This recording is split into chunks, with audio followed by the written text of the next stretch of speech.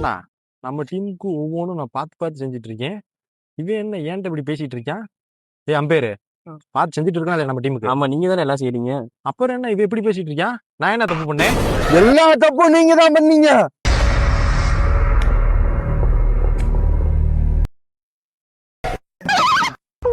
நான் கண்ணாடியை முதல் கழட்டுனேன்.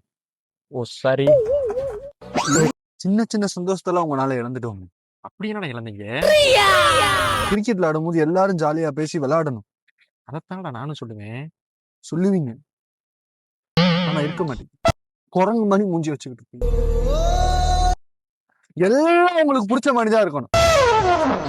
இந்த ஜெர்சி நீங்க தான் ஆர்டர் பண்ணீங்க. இந்த டிசைன் சூப்பரா இருக்குன்னு நீங்களே சொல்லுவீங்க. எங்களையும் கன்வின்ஸ் பண்ணிடுவீங்க. எப்படி இருக்கும் தெரியுமானே? அப்படியே டீசர்ட்டை கிழிச்சு போட்டு உங்க மூஞ்சில ஏறி உங்க பொங்கல் குத்தணும் போல இருக்கும். அது கூட விடுங்க. சண்டே காலையில போன் அடிச்சு கிரிக்கெட் விளையாட போலான்னு கூப்பிடுவீங்க. நம்மளும் இன்னைக்கு விளையாட ஆசையா வருவோம், பேட்டிங்கே இறங்குவோம். ஆனா நீங்க என்னமா பண்ணுவீங்க? நாங்க பேட்டிங் இறங்கும் போது எங்க கையை வந்து பிடிச்சிட்டு left right ward, right right ward, bad right வார்டுன்னு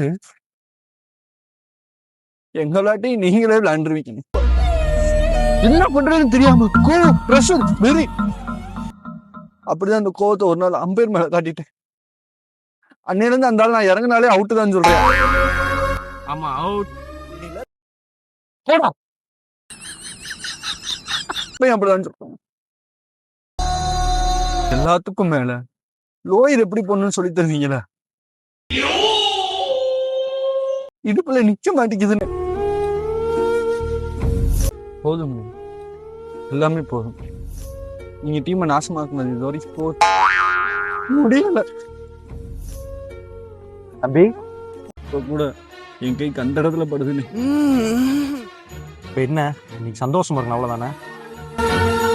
நாசமா போங்க.